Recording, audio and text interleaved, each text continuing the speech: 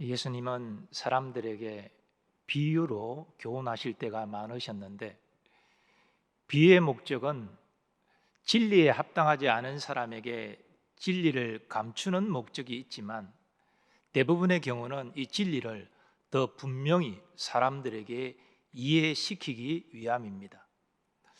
오늘 본문도 비유와 관련된 가르침인데, 기도와 관련해서 예수님께서 가르침을 주고 계십니다. 그 비유의 내용은 이렇습니다. 어떤 도시에 하나님을 두려워하지 않고 사람을 무시하는 재판장이 있었습니다. 주석가들은 이 재판장이 유대인 재판장이 아니고 헤롯 왕이라 로마 당국에 의해서 임명된 이방인 재판장으로 이해합니다. 그런데 그 도시에 한 과부가 있어서 그 재판장을 날마다 찾아와서 자신의 원수에 대한 원한을 풀어줄 것을 호소합니다. 하지만 재판장은 이 과부의 청을 들어주는 것이 자기에게 아무런 이득도 없다고 생각해서 이를 철저히 무시했습니다. 그래도 과부가 계속 찾아오자 속으로 이렇게 생각합니다. 내가 하나님을 두려워하지 않고 사람을 무시하나 이 과부가 나를 번거롭게 하니 내가 그 원한을 풀어주리라. 그렇지 않으면 늘 와서 나를 괴롭게 하리라. 그리고 과부의 원한을 풀어줍니다. 예수님은 이 비유를 통해서 제자들에게 말씀하십니다. 불의한 재판장이 말한 것을 들으라. 여기 제자들이 들어야 할 불의한 재판장이 한 말이 무엇입니까? 과부가 나를 번거롭게 하니 내가 그 원한을 풀어주리라 속으로 한 말입니다. 그런데 예수님께서 불의한 재판장이 한 말을 제자들이 들으라 말씀하신 것은 바로 의로우신 하나님을 말씀하기 위함입니다. 하물며 하나님께서 그 밤낮 부르짖는 택하신 자들의 원한을 풀어주지 아니하시겠느냐? 그들에게 오래 참으시겠느냐? 내가 너희에게 이르노니 속히 그 원한을 풀어주시리라. 불의한 재판장이 자신을 번거롭게 하는 과부의 청을 들어주었다면 의로우신 하나님께서 밤낮 부르짖는 택한 자들의 그러한 소원을 반드시 들어주실 것이다, 그런 말씀입니다. 예수님께서 이 비유를 통해서 교훈하시고자 하는 핵심은 1절에 있는 대로 항상 기도하고 낙심하지 말라는 것입니다. 그런데 예수님께서 이 기도에 대한 교훈을 주신 이유가 있습니다.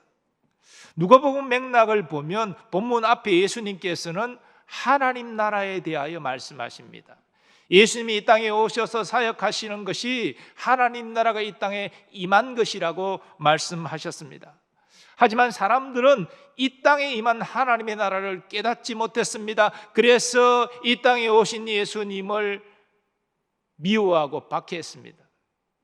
예수님은 지금 자신이 어떤 고난을 받고 십자가의 죽임을 당할 것을 아셨습니다. 그리고 예수님 부활 성천 이후에 하나님 나라를 기다리는 제자들에게도 동일한 고난이 올 것을 아셨습니다.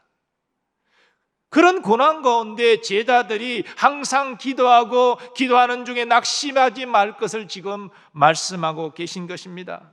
하나님께서 밤낮 부르짖는 택한 자들의 제자들의 간구를 들으시고 역사하신다는 것입니다. 그리고 마침내 주의 재림을 통하여 하나님 나라가 완성되고 그들이 기대하는 새하늘과 새 땅에서 그들이 영원히 살게 된다는 것입니다. 우리도 지금 예수님의 재림을 기다리는 종말의 때를 살고 있습니다. 그러므로 우리도 제자들에게 임하는 고난을 동일하게 경험합니다. 여기서 말하는 고난은 우리가 잘못해서 우리가 당하는 어려움을 말하는 것이 아닙니다. 우리는 그런 고난을 받지 말아야 됩니다. 하지만 우리가 하나님의 말씀 따라서 의롭게 살지라도 세상은 우리를 비난하고 우리를 박해합니다. 지금 코로나19와 관련해서 한국교회와 신자는 세상의 미움과 비난을 받고 있습니다. 물론 방역 지침을 제대로 지키지 않아서 확진자가 발생하고 이로 인해 사람들에게 피해를 주고 그래서 비난을 받는 경우도 있습니다. 하지만 대부분의 경우는 방역 지침을 잘 준수하고 있음에도 불구하고 교회는 세상의 비난을 받고 있습니다. 어디 내가 예수 믿는 사람이라 밝히기가 참 난감한 그런 상황 가운데 우리가 처해 있는 것이 사실입니다. 이런 비난 가운데는 기독교의 반감을 가진 세력들의 그러한 도발이 있습니다. 저들은 하나님의 말씀대로 살아야 한다는 메시지를 듣기 싫어합니다. 여호와 오직 하나님만을 섬겨야 된다는 이러한 말을 듣기 싫어합니다. 즉 그들은 자기 마음대로 살겠다는 것입니다. 살기를 원한다는 것입니다. 그래서 저들은 교회와 기독교를 비난하는 것입니다. 이런 상황 가운데 우리는 어떻게 해야 됩니까? 우리가 종말의 때를 어떻게 믿음으로 살아야 합니까? 예수님은 항상 기도하라 말씀하십니다. 과부가 재판장을 자주 찾아가서 자신의 원수에 대한 원한을 풀어달라고 청한 것은 성도의 기도를 상징합니다. 실로 고난 가운데 있는 성도에게 가장 필요한 것은 기도입니다. 기도는 하나님을 찾고 의지하는 것입니다. 나의 힘만으로 이 고난을 이길 수가 없습니다. 주여 나를 불쌍히 여기고 도와주소서. 이게 기도입니다. 이런 믿음의 기도는 하나님이 들으십니다. 하나님이 역사하십니다. 그래서 성도의 기도는 성도의 특권인 것입니다. 물론 타 종교에도 이교도에도 기도가 있습니다. 그들도 나름대로 열심히 기도합니다. 하지만 그들은 살아계신 하나님께 기도하는 것이 아닙니다. 예수 그리스도의 이름으로 기도하지 않습니다. 성령의 인도하심을 따라 기도하는 것이 아닙니다. 그들은 자신이 믿는 어떤 가상의 신에게 또 그들의 가르침과 교리를 따라서 기도할 뿐입니다. 하지만 존재하지 않는 신에게 기도하는 것이 무슨 응답이 있겠습니까? 호흡할 수도 없고 움직일 수도 없는 그런 우사에게 기도하는 것이 무슨 응답이 있겠습니까? 오직 살아계신 하나님께 기도하는 성도의 기도만이 응답이 있는 것입니다. 하나님은 우리가 항상 기도하기를 원하십니다. 그런데 항상 기도하는 것은 24시간 동안 먹지도 자지도 않고 계속 기도하는 것을 의미하지 않습니다. 우리 중에 누구도 그렇게 기도할 수 있는 사람 없습니다. 하루쯤은 가능하겠죠. 하지만 1년 365일 먹지도 자지도 않고 24시간 계속 기도할 수 있는 사람이 어디 있겠습니까? 없습니다.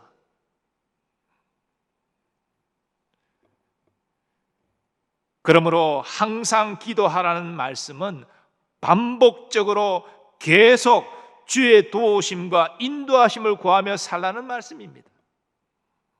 과부가 재판장의 무시에도 계속 그를 찾아갔던 것처럼 우리도 계속 반복적으로 하나님의 보좌 앞으로 나아가야 합니다. 그리고 우리는 큰 문제만 있을 때 기도하는 것이 아니라 작은 문제에도 하나님을 찾고 하나님의 도우심을 구해야 합니다. 사도 바울은 로마서에서 소망 중에 즐거워하고 환난 중에 참으며 항상 기도에 힘쓸 것을 권면했습니다. 또 골로새서에서 이렇게 증거합니다. 기도를 계속하고 기도에 감사함으로 끼어 있으라. 실로 쉬지 말고 기도하는 것은 우리를 향한 하나님의 뜻입니다. 그러므로 항상 기도하시기 바랍니다. 항상 기도하기 위하여 몇 가지 실천적인 권면을 드리면 항상 기도하기 위해 매일 정한 시간에 기도하십시오. 우리는 연약하기 때문에요. 시간을 정하고 기도하는 것이 필요합니다. 특별히 새벽에 일어나서 기도하고 하루를 시작하는 것이 매우 중요합니다. 지금 교회 본당에서 새벽 기도를 드리고 있지는 못하지만 온라인상으로 우리가 새벽 기도회를 하고 있습니다. 유튜브 방송을 통해서 5시 30분에 새벽 기도에 참여할 수 있습니다. 새벽 기도에 참여하고 이어서 개인 기도를 하는 거룩한 습관을 들이시기 바랍니다. 항상 기도하는 것은 무엇보다 매일 기도하는 것입니다. 매일 기도하는 사람과 그렇지 않은 사람은 이 기도의 깊이에서 차이가 날 수밖에 없습니다. 그리고 항상 기도하기 위해 모든 상황 가운데 하나님의 도우심과 인도하심을 구하십시오. 앞에 말씀드린 대로 큰 문제에만 기도하지 마시고 작고 소소한 문제에도 우리는 기도해야 됩니다. 길게 기도하지 않아도 좋습니다. 유창하지 않아도 좋습니다. 중요한 것은 나의 삶의 자리에서 하나님을 철저히 의지하는 것입니다. 우리가 매일 모든 상황 가운데 기도하면 우리는 기도에 깨어있게 될 것입니다. 그리고 하나님의 선한 응답을 경험하게 될 것입니다. 실로 기도하지 않고 말하고 행동하는 자보다 기도하고 말하고 행동하는 우리가 훨씬 더 지혜롭게 말하고 행동하게 될 것입니다. 기도에는 하나님의 선한 도우심과 인도하심이 있기 때문입니다. 또 정말을 살아가는 우리에게 예수님은 기도하면서 낙심하지 말라 말씀하십니다. 가난한 과부가 불의한 재판장을 자주 찾아가서 자신의 원한을 풀어달라 했지만 재판장은 이것을 철저히 무시했습니다. 웬만한 사람 같으면 낙심했겠지요. 하지만 이 과부는 낙심하지 않았습니다. 그럴수록 더 자주 재판장을 찾아가서 호소했습니다. 그럴 때 재판장은 자신을 번거롭게 하는 과부의 청을 들어주었습니다. 여기서 우리가 깨닫는 것은 우리가 기도할 때 낙심하지 말아야 된다는 것입니다. 계속 기도해야 된다는 것입니다. 낙심에 해당하는 헬라어는 모든 기력이 다하여 피곤하고 지친 상태입니다. 우리가 기도 생활 가운데 이 영적 낙심이 찾아올 때가 있습니다. 낙심이 찾아오면 기도할 의욕이 일어나지 않습니다. 그래서 기도가 중단되지요. 또 기도해야 될 때 기도를 못합니다. 이게 영적인 침체입니다. 그런데 이런 영적인 침체가 일어나는 몇 가지 이유가 있습니다. 먼저 죄 때문에 낙심합니다. 우리는 연약합니다. 세상은 계속 우리를 유혹합니다. 마귀는 우리를 공격합니다. 그래서 우리는 범죄할 수 있습니다.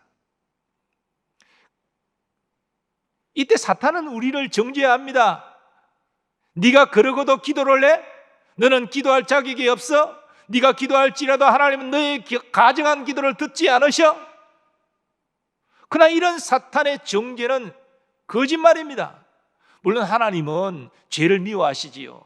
범죄한 자의 기도를 듣지 아니하시지요. 하지만 성도가 범죄했을지라도 회개하면 하나님이 용서하십니다. 회개한 자의 기도를 하나님이 들으십니다. 그래서 하나님께서 잠언 기자를 통하여 말씀하십니다. 자기의 죄를 숨기는 자는 형통하지 못하나 죄를 자복하고 버리는 자는 불쌍히 여김을 받으리라. 하나님께서 불쌍히 여기신다는 것입니다. 그러므로 여러분이 범죄했을지라도 낙심하지 마시고 회개함으로 계속 기도하시기 바랍니다. 다음으로 성도는 고난 때문에 낙심합니다. 고난이 왔습니다. 계속 기도하는데 고난이 물러가지 않습니다. 이 고난이 지속될 때 낙심이 찾아옵니다. 내가 기도해봐야 소용이 없어. 하나님이 내 기도를 듣지 않으셔. 기도가 중단됩니다. 그러나 여러분, 하나님께서 우리에게 고난을 허락하시는 뜻이 있습니다. 우리가 고난 가운데 괴로워하는 것은 하나님이 즐기시는 것이 아닙니다. 하나님은 그런 하나님이 아니십니다. 그런데 우리가 고통하는 이 고난을 허락하실 때 하나님은 우리의 모난 기질과 성격을 연단하십니다. 그 연단을 통해 우리의 믿음을 성장시켜 나가십니다. 그게 고난을 허락하시는 하나님의 뜻입니다. 그러므로 고난이 올 때 낙심하지 마시고 다음에 하나님의 말씀을 붙잡고 기도하시기 바랍니다. 사람이 감당할 시험 밖에는 너희가 당한 것이 없나니 오직 하나님은 미쁘사 너희가 감당하지 못할 시험당함을 허락하지 아니하시고 시험당할 즈음에 또한 피할 길을 내사 너희로 능히 감당하게 하시느니라. 그런데 또 성도가 낙심하는 이유가 있습니다. 소원하는 기도 제목이 응답되지 아니함으로 낙심합니다. 그렇게 오래 기도했는데, 그렇게 간절히 기도했는데 하나님의 응답이 없습니다. 이때 우리에게 낙심이 찾아옵니다. 그러나 그때 다음의 말씀을 역시 붙잡고 계속 기도하시기 바랍니다. 자기 아들을 아끼지 아니하시고 우리 모든 사람을 위하여 내주신 이가 어찌 그 아들과 함께 모든 것을 우리에게 주시지 아니하겠느냐. 하나님 아버지에게 가장 귀한 존재는 독생자이십니다. 그런데 하나님은 우리를 구원하기 위해 독생자 예수 그리스도를 희생시키셨습니다. 가장 귀한 것을 우리에게 이미 주셨다는 것입니다. 그렇다면 우리가 간절히 원하는 것, 그것이 독생자의 생명보다 더 귀한 것이겠습니까? 아닙니다. 이미 귀한 것을 주신 하나님은 우리의 필요를 반드시 채워주신다는 것입니다. 그것이 선하신 하나님이지요. 그 선하신 하나님을 붙잡고 계속 기도하라. 사도 바울은 증거하고 있는 것입니다. 우리가 믿음으로 기도하지만 응답의 때와 방법은 하나님의 주권에 있는 것입니다. 우리가 마음대로 응답의 때와 방식을 결정할 수 없습니다. 그러므로 믿음으로 기도해도 응답이 오지 않을 때 낙심하지 마시고 하나님의 때를 인내하며 기다리는 여러분 되시기를 바랍니다. 하나님은 때가 되면 반드시 가장 좋은 것으로 응답하여 주실 줄 믿습니다. 또 때로 내가 기도했는데 내가 기도하는 제목대로 역사하지 않고 다르게 응답하실 수도 있습니다. 당장은 실망스러운 마음이 들어올 수 있지만 나를 사랑하신 하나님께서, 나를 위해 독생자의 생명까지 아끼지 아니하신 하나님께서 이렇게 다르게 응답하셨다면 여기에도 선한 뜻이 있음을 믿으시기 바랍니다. 결국 얼마 지나지 않아서 하나님의 응답이 내게 가장 좋은 것임을 우리는 깨닫고 하나님께 감사하게 될 것입니다. 모든 상황 가운데 낙심하지 마시고 선하신 하나님을 붙잡고 계속해서 기도하는 여러분 되시기를 바랍니다. 예수님은 제자들에게 항상 기도하고 낙심하지 말 것을 교훈하시면서 말미에 이런 말씀을 하셨습니다. 그러나 인자가 올 때에 세상에서 믿음을 보겠느냐. 여기 인자가 올 때는 바로 예수님이 재림하실 때입니다. 예수님이 재림하실 때 역사는 끝이 나지요.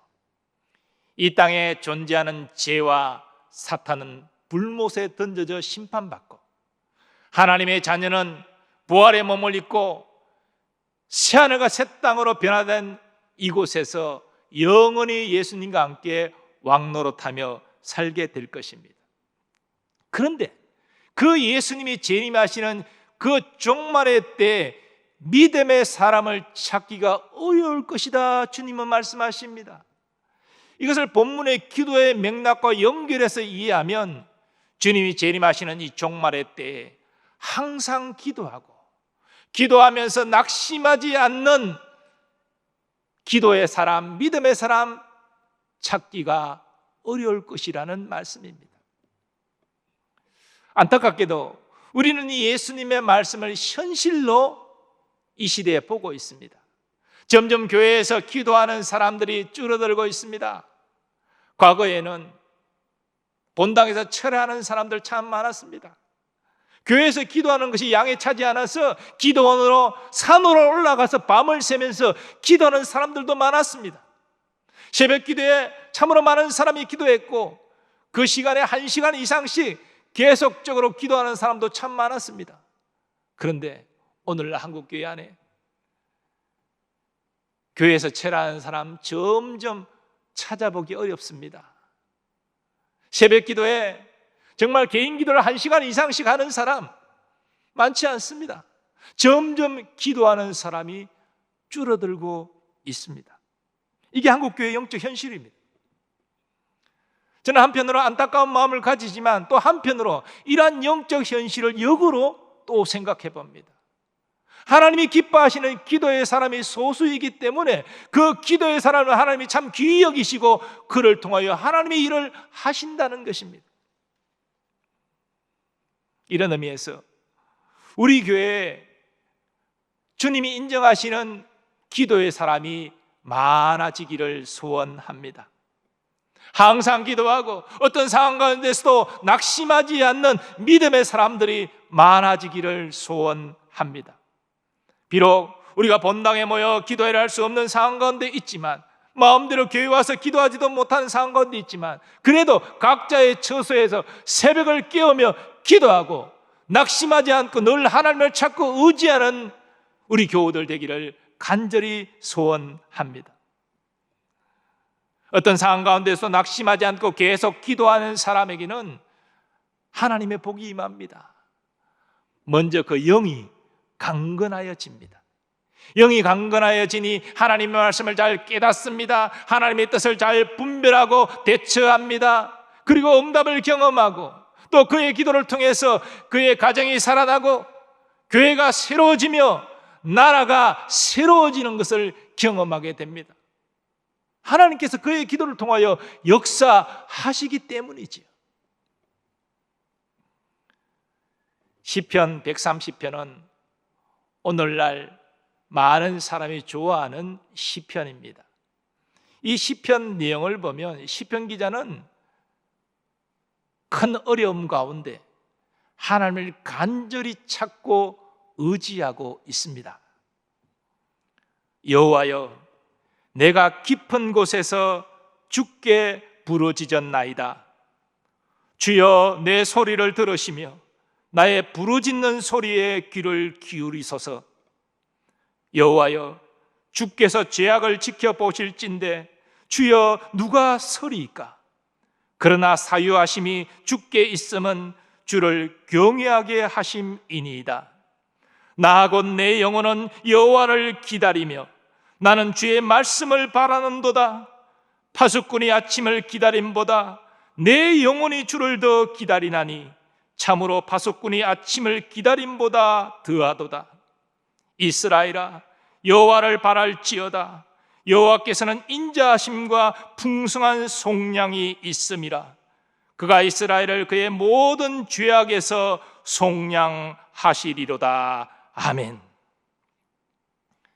그 위대한 믿음의 사람 어거스틴은 임종 직전에 몸이 몹시 아팠다고 합니다. 그런데 그는 이 시편 130편을 묵상했습니다.